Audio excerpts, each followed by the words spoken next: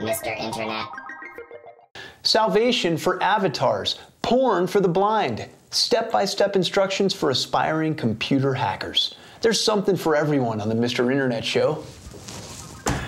I'm Mr. Internet. I'm nothing like Mr. Rogers. No sweater, no shoes, no hand puppets, just an extensive criminal record. Come with me on a super spooky romp through cyberspace.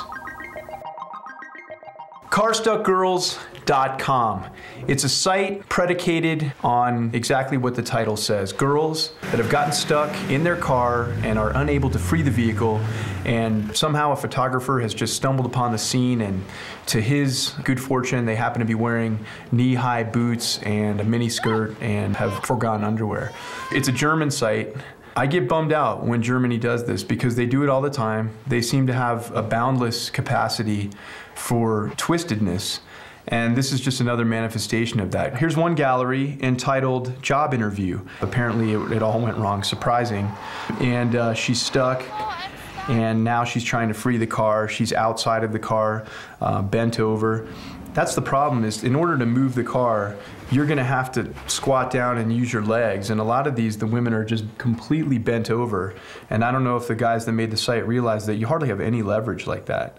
There's something great about when a woman wears stiletto heels and then gets out of a car in some soft terrain and her shoe turns into like a lawn dart. They've driven their Touareg into a mud bog. They're late to go wherever they were going with denim skirts and bikini tops, and they get frustrated, and what do? They take it out on one another, and that's not gonna help get them unstuck. This girl has really bad tribal tramp stamp, and she appears to have like a hoe. I don't mean a hoe like a hooker, I mean she actually is holding a piece of gardening equipment trying to excavate the portion of the ground behind the Hummer's tire. And her friend is trying to clear mud with like a French manicure. That's not gonna work so good. But it was just kind of a coincidence, I think, that all this happened. CarStuckGirls.com. It's sick, it's wrong, it's sexist, but it's out there, and it's perpetrated by Germans, and that shouldn't surprise anyone. Work it, push. You're scared, you're stuck. I'm a leopard, I'm a big bad leopard, and I'm gonna come and bite you, but you might think it feels good. Amateurs. Next site we're going to talk about is boingboing.net. Now this thing started out as a zine in the 80s, and for those that don't know what a zine is, it's sort of it's like a stapled together Xeroxed super ghetto magazine, if you will. It's, well, really, if you want an analogy, it's basically what our show is compared to a normal show. Let's make no mistake about it, there's nothing more cobbled together than this show. But we're hoping to leverage that same zine thing in the television media. Now, having said that, Boing Boing started out as a zine, and then it became in '95 a website. And it really was a blog, but it was a blog before the word blog had even been applied to things. That's how long this thing has been around. That's a long time in internet years.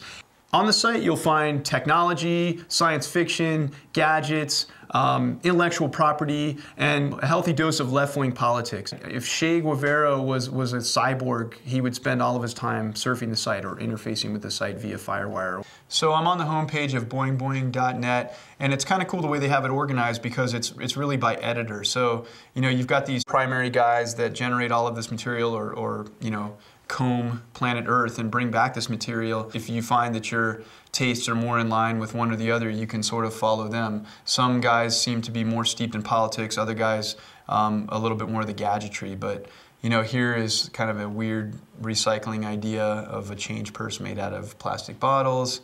Here we have like a weird art film excerpt that apparently relies on technology. Now, that may sound niche to you, it's anything but.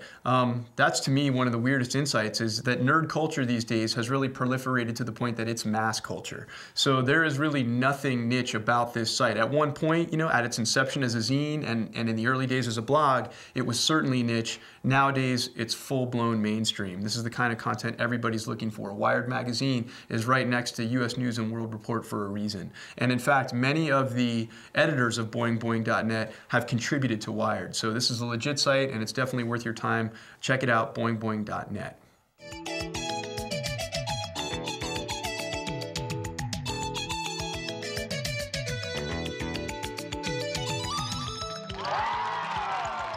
Popularity contests are nothing new. Junior high girls have been engaging in them for time immemorial. But The World Wide Web has brought us a way to quantify the results of popularity contests thanks to GoogleFight.com, a site where you enter your name and the name of someone else, hit the fight button, and then a winner is determined based solely on the number of results that come up in Google for that entity. They also make a little stickman animation to represent the fight as it's in progress. And then bam, it's revealed. Are you the winner? Are you the loser? Do you have more results on Google? Or are you completely mired in obscurity? At GoogleFight.com, you'll find not only the means to win or lose your own Google battle, but you'll find a pretty funny archive of previous bouts. You've got Marilyn Manson versus Marilyn Monroe. You've got Microsoft versus the law. Let's try OJ against Homer. I've clicked fight. They're going at it. The guy on the right has vanquished the guy on the left. And the guy on the right was Homer Simpson. It could be one company versus another company. It could be one idea. You could put Muslim versus Christian, capitalism versus communism. Or you could put Angelina Jolie versus Jennifer Aniston. Let's see who wins that. Jolie with a decisive victory. And I think in a real fight they would win. Angelina Jolie's got more reach, and she was more scarred emotionally from having to grow up under the tutelage of Jon Voight. If I listen, I can hear the distant thuds of junior high girls tossing themselves off rooftops because they've lost. No, I can't hear that. I don't want to hear that.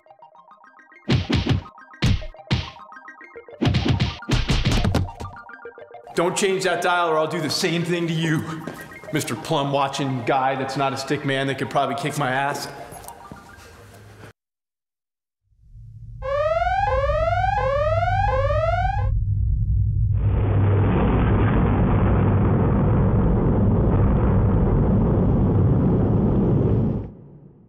The web is a treasure trove of tutorials. A person could learn to play an instrument, you could learn to play guitar, or you may learn to speak Spanish. Well, now you can also learn to become a hacker.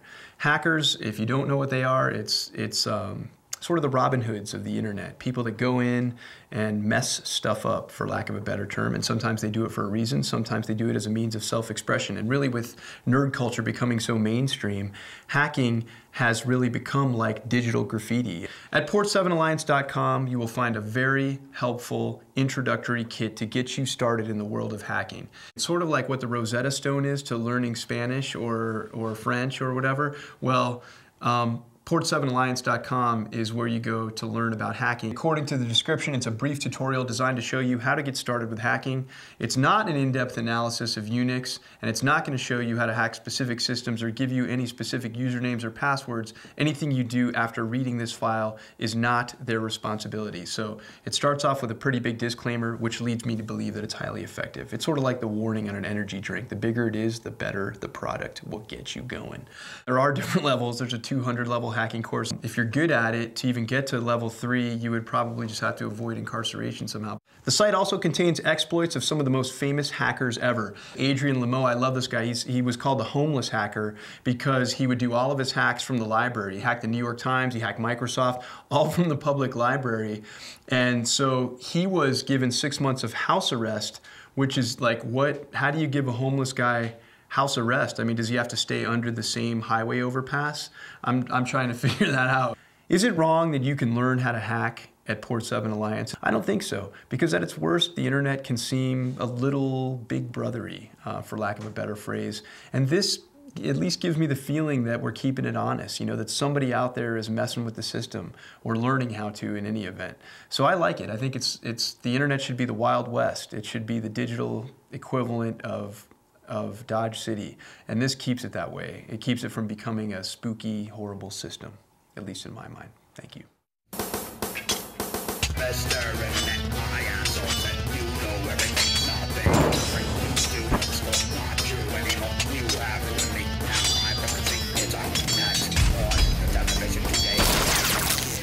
What you get with YouTube Street Fighter is not going to be the insane graphics associated with modern gaming.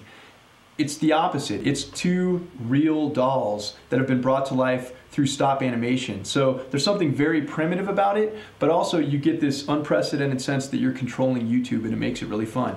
Imagine a YouTube video plays, but there are click points throughout that video, so the story can go in different directions depending on where you click, and so on and so on. So you type in the search box YouTube Street Fighter, and what you'll get is a keyframe with the word Street Fighter sort of in cartoony font. And then as the video plays, it gives you an instructional. When the buttons are flashing, click one to make a move. So these are the click points I was talking about. Now I'm an action figure, there's another action figure. I'm supposed to fight him. He just kicked me in the balls and I fell down. So I just clicked B because that was flashing, and I just delivered an uppercut, which was pretty huge. I just clicked Y, which takes me to another YouTube video and shows me body slamming the guy. So it's pretty ingenious. What they've done is just take short YouTube clips, string them together, do it in a way that exponentially gets bigger, but you follow one thread of a story throughout just by clicking on these icons. It's pretty neat, and it really does take something that was a passive viewing experience and make it completely interactive. If you think about television, when Pong came out and Atari, those things were mind-boggling because this thing that you never were able to control was now subject to your every whim. Same thing here with YouTube. Now YouTube clips actually play in order determined by you clicking on these icons. There's something very cool about sensing that a certain media has been subverted and is now under your control. It's a control thing. Hey, all you animals, come and listen to us. It's the Keith and the Girl Show. I've said this before. I do not like face painting kids with weird on their face. Also, sweaty kids. I make them wipe off their sweat. Yeah? Yeah. Only on the internet can people go from near homeless party clowns to highly successful podcasters. We're talking 1 million downloads a month, 40,000 listeners live. It's Keith and the Girl, and they're one of the most successful internet duos of all time. You're obviously Keith and the Girl based on the nomenclature proudly displayed behind you. Now, are you guys a couple? Are you technically, do you date one another? Yes, we date. We date, we have sex, yeah, the whole nine. We do it all.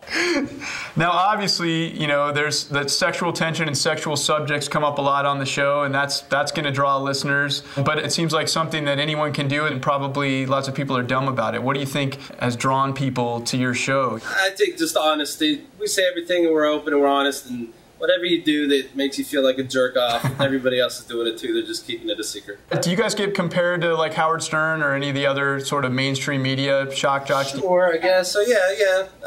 It doesn't bother us in any way. I'm a fan of Stern. Also listen to Opie and Anthony. How did you guys get this thing started? I'm sure you're asked that question all the time, but how did you get started? I think we started similar to probably how every podcaster started, except we definitely took it a lot more seriously, because what happens is anyone can be a podcaster. So you can actually just plug a mic into your computer, start talking, boom, you're a podcaster.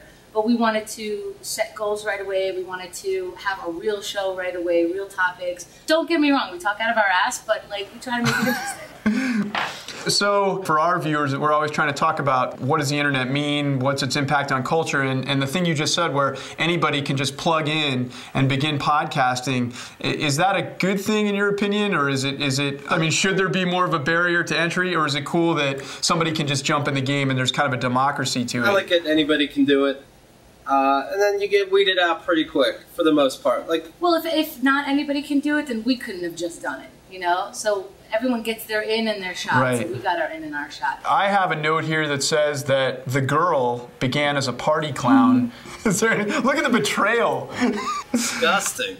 I was a clown for over 10 years. But also, I just want you to know that I wasn't the only party clown. In fact, like Keith, after we met, he was jobless and homeless. I know that people. And then so I was like, hey, you know, why don't you just come with me to some kids' parties and you can just paint their faces and I'll teach you how to make balloons and whatever.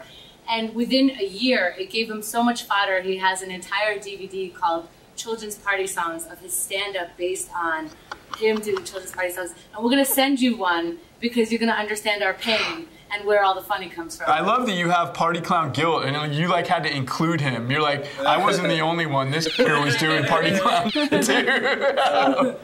How can people find you guys? Go to the website, keithandthegirl.com.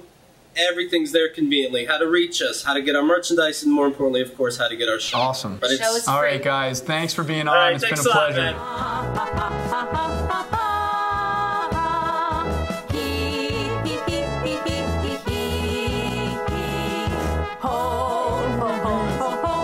Oh, make it stop. Make it stop. We'll be right back. Make it stop.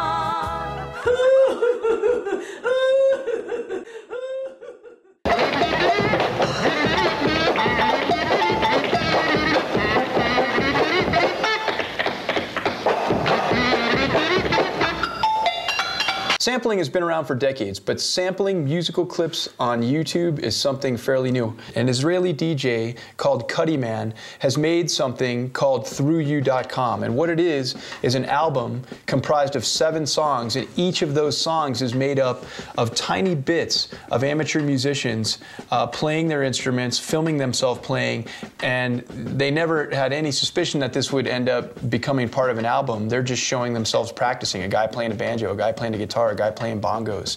Nobody famous, no one you've ever heard of. Well, this guy Cuddy Man came in, he took these little bits, he layered them and strung them together in a way that they make very good original music. Let's just pick the mother of all funk chords. Let's pick a 9th chord.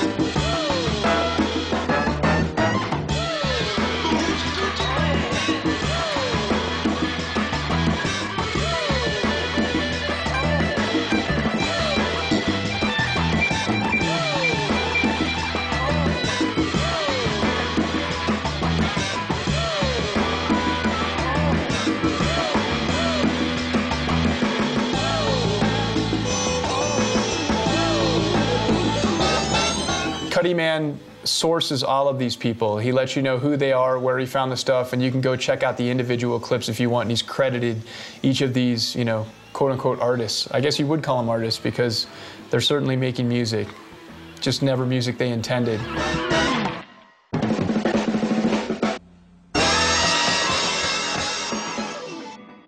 Charity, philanthropy, do-gooderness. The World Wide Web seems to be a haven for those looking to help out their fellow man.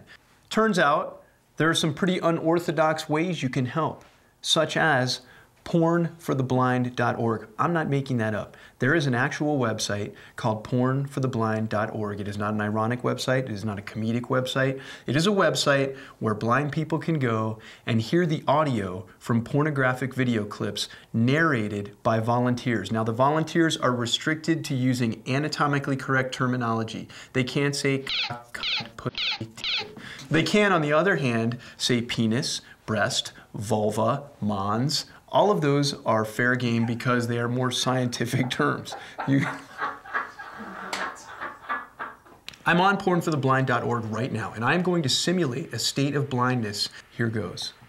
Porn for the Blind presents fetishhotel.ws, a 10-second clip, preview clip located at http. So they give you the site, they give you the URL. / It's like having Ted Koppel read a pornographic bedtime story. .ws Jesus, get to it already. Fetish. And now we're starting the clip. As the clip comes up, you see an approximately probably 60-year-old woman in leather handcuffs held up to a sort of a rack attached to the ceiling. Her feet are on the ground. See, now I've tried to sit through that and see it, and I'm unable to sit through the whole thing, but from an audio perspective, it was incredible. It narrated so professionally, gave it a legitimacy that I never thought it could have. That was transformative. There are currently several unfulfilled requests from blind people. So if you're looking to do something good, if you're looking to help your fellow man, you yourself will get to enjoy the pornography visually since you're sighted, but you'll also get to help somebody else enjoy it who does not have the use of eyes.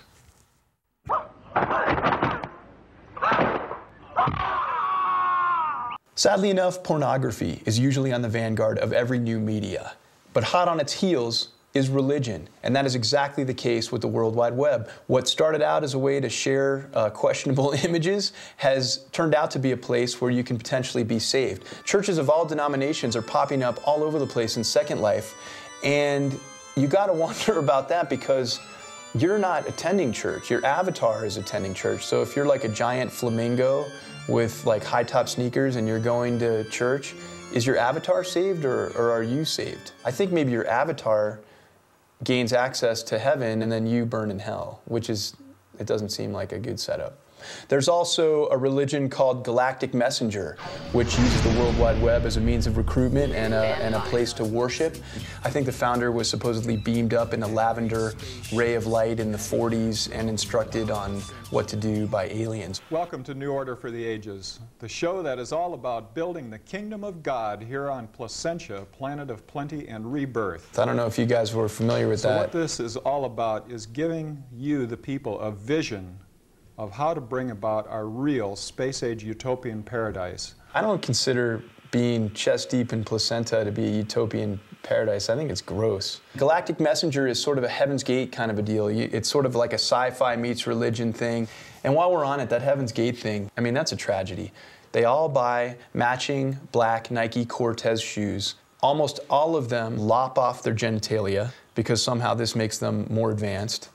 And then when the Hale-Bopp comet passes and no one is picked up, you're sitting there in your new Air Unix wondering what went wrong. Let's hope that same fate doesn't befall the Galactic Messenger people. I'm not sure if they've adopted a signature footwear or if they hold any sort of comet responsible for their eventual transport off the planet. And then finally you have Tarvuism, which was started by the creators of Adult Swim. Everybody's talking about it. It's all-encompassing and it's all non-encompassing. First time I was given the Tarmunti, I read it in like 8 hours. Prophecies of Amzam Mivaram, 2 days. Tarvuism holds that octopuses are holy and that each of us has a guardian in a parallel universe. That's kind of comforting. I can get behind that, except for the whole thing is made up.